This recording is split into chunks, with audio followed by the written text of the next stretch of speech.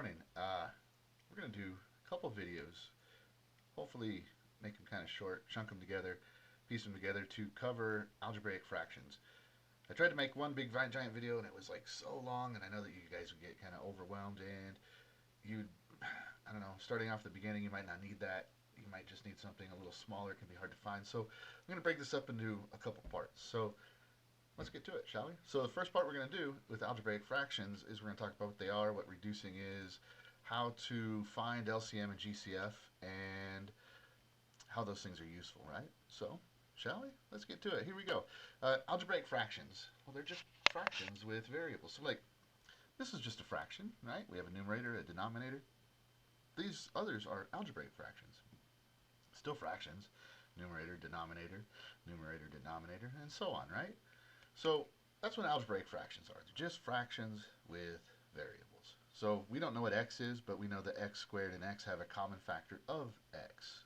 And so when you're reducing, let's talk about reducing. When you're reducing, what you're doing is you're rewriting it so it's the same exact value, but smaller.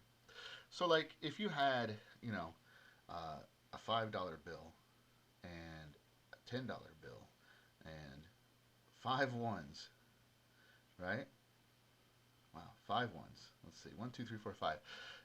That's the same as a single $20 bill. So the value is the same, but it just is more compact, right? That's what we're doing here. In order to reduce, so here's the deal with, in order to reduce all terms, so to reduce all terms, so reducing, all terms must have a common factor. There's two things we need to know here, right? We need to know what terms are. Terms are parts. Terms are just parts. And the parts that we're talking about with terms, those are separated by plus or by minus. So for example, this has a term, single term in the numerator, single term in the denominator. This has two terms in the numerator, two terms in the denominator. You see, this 6x and the 4 are different terms because they're separated by the minus sign. And that's what makes the terms separate. So in order for you to be able to reduce, all of the terms have to have a common factor. A factor is, of course, a multiplicative part. So let me show you what I mean by that, by multiplicative part. 6/8 did that in 5th grade, right? So you would see what divides into 6. You would see what divides into 8 and reduce it out. Of course, 2 goes in, right? 2 goes into 6 3 times, it goes into 8 4 times. So this is 3/4. But here's why it's 3/4. Would you agree that 2 times 3 is the same as 6? And that 2 times 4 is the same as 8? Yeah? Well, that's division. 2 divided by 2 is 1. You don't even need to multiply. You don't even need to write multiplying by 1. That's why these two things are the same. This 6/8 has the same exact value as 3/10. Let's take a look at this one and talk about reducing this one. 3x squared over 15x. So we need a common factor, and we need the greatest common factor between both terms in order to be reduced fully. So when I look at 3x squared, well, that's 3 times x times x. Yeah? 15x, well, that's 3 times x times 5. Would you agree? If you multiply all this together, commutative property of math of multiplication says you can change the order when you multiply. So 5 and 3 is 15 times x. You see? 3 times x is x squared, because x times x is x squared, right? So I have 3x in the numerator. I have 3x in the denominator. That's division. They equal 1. X divided by 5. Fully, completely, 100% reduced. Boom and done. Now, this one's a little trickier. It involves, well, I mean, you could do it without knowing how to distribute. You could do it without knowing how to really factor something, but we're going to go ahead and assume you know how to factor. Look, this one right here, 6x and 4, and 2x and 8. They all have a common factor of 2. Do you see? 2 goes into there 3 times, 3x times, 2 times, x times, 4 times. So I would never really write this part, but this is what I'm saying.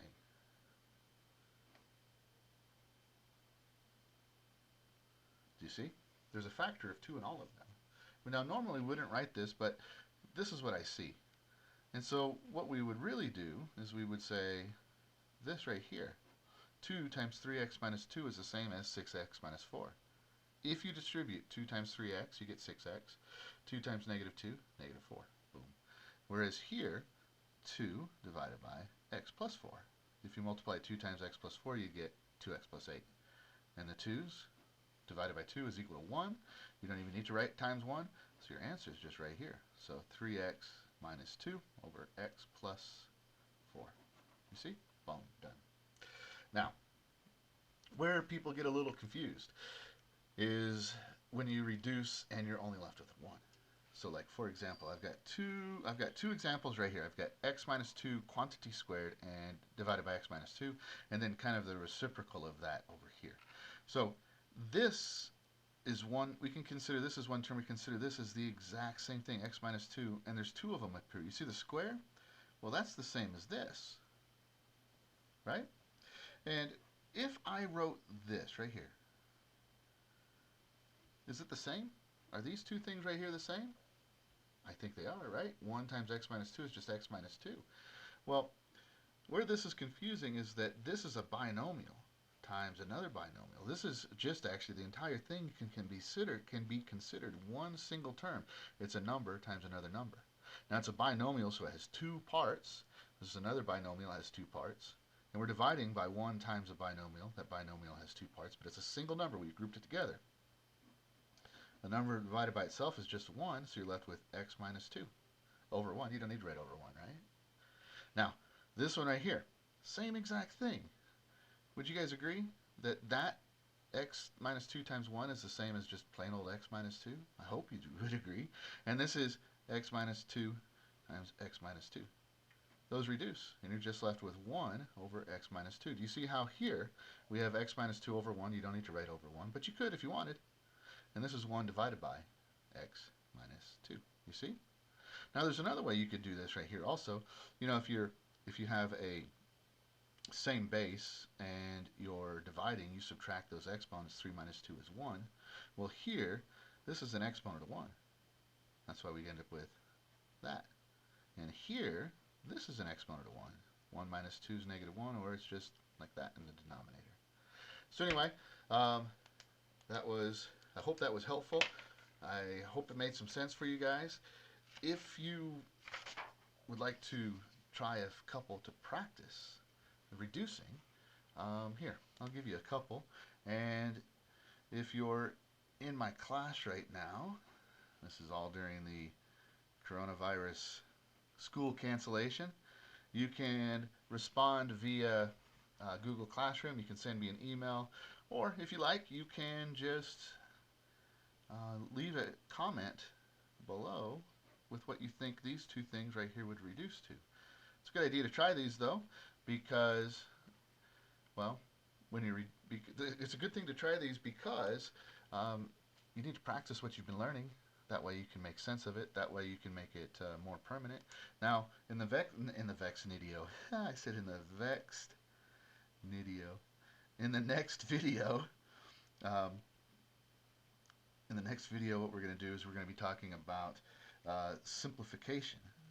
Simplification of algebraic expressions. So that would be how to add and subtract, how to multiply, divide, when you should reduce, when you don't reduce, how to get a common denominator, which uses the lowest common multiple, when you should get a common denominator, when, how do you know when you're done, and all that kind of happy jazz. And then after that, we're going to get into some trickier things with reducing with more complicated factoring. And then the last thing we're going to do is we're going to be solving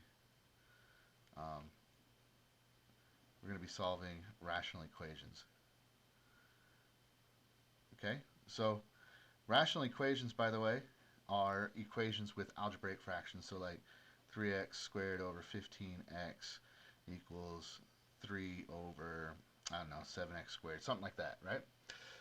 We're actually not going to be able to solve that one because we're going to have, you know, a cube. Well, no, we could.